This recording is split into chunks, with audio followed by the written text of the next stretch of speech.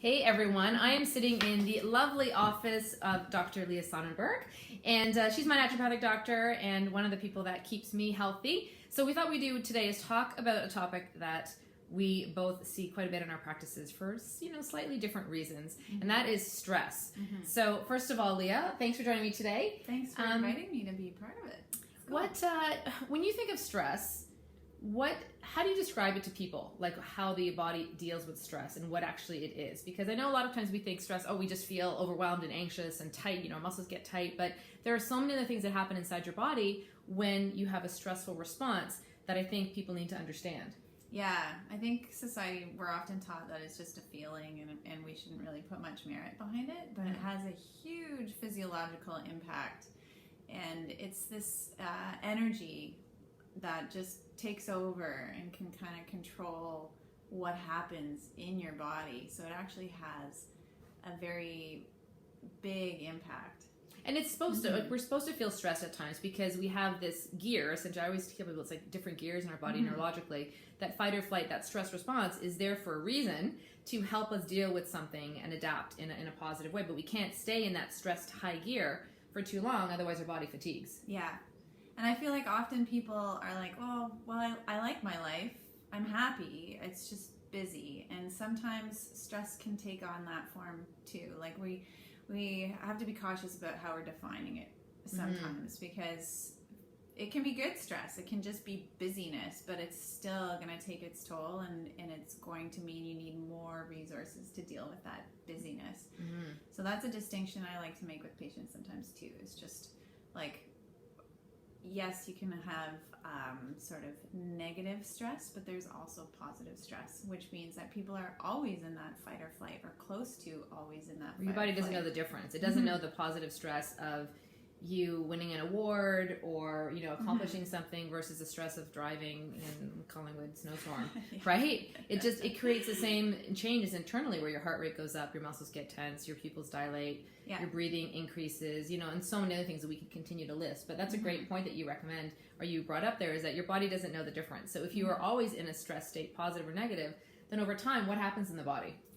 Like, why is it negative? Well, yeah, first it gets depleted. Like, you need a ton of resources to run at a higher gear. And we also have a bit of a societal taboo about investing in yourself. So I often use vehicles as an analogy. So, like, how long would you expect your car to drive without gas in the tank? Right. Or on one tank of gas kind of thing. So you have to make those inputs in order to have all those outputs.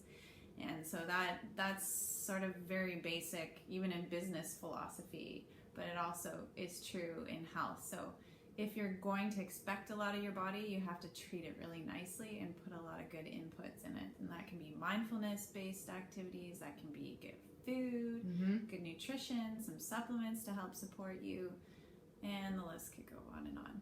Yeah, I think it's important to remind people, like, your body is designed to be healthy. You're supposed to feel good. And if you are not feeling good at a consistent, daily basis, then you need to start looking at where are there gaps in how I'm treating my body. Like you would treat, I give people the analogy too of a house or your cell phone too, right? Everyone's plugging their cell phones in all the time. Well, if you're not, recharging your own battery and giving your body the food that the human body needs and not junk food, giving your body daily movement, exercise patterns, enough sleep, adjustments are good for your body as well.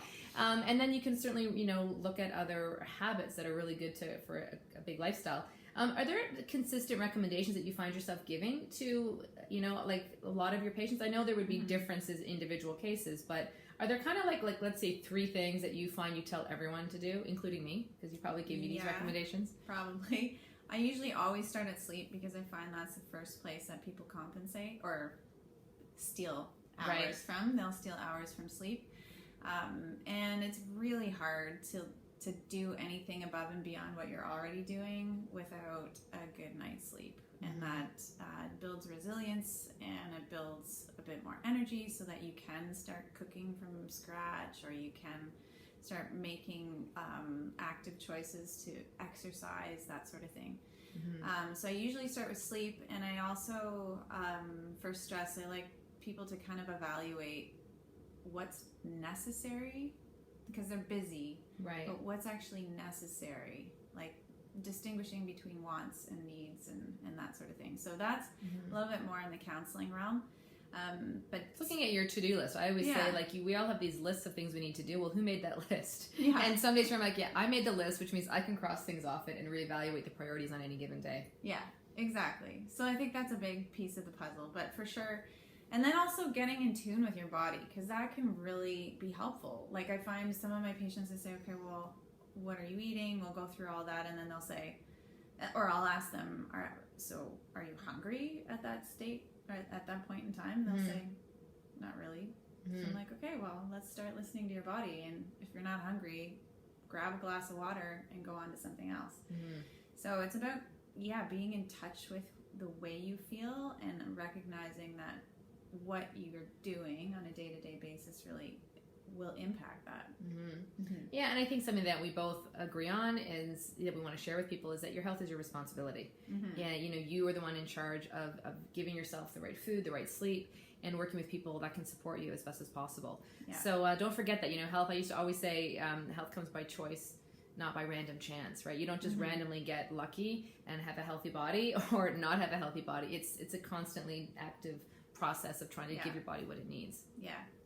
And I should put in line with that too, like with the work that I do, we're often checking blood work as well, just to make sure there's no gross nutritional deficiencies, because you're not going to get very far if you're exhausted because you're completely anemic or completely vitamin D deficient and you keep getting sick every other week, so to speak. So we do try and rule that out and support the body through those processes. But what you put your focus on is a big piece of the puzzle. Thanks so much for your time. I now have to spend a little time with her myself and I think I'm getting an immune boost shot today. They've got lots of great services here at this practice. If you want to check Lia's services out, be sure to connect with her. Her link will be below. And if you have questions for either of us, again, be sure to reach out to either one of us. We'd be happy to help you. So thanks again for your time. Have an awesome day, everyone. Yeah. Bye.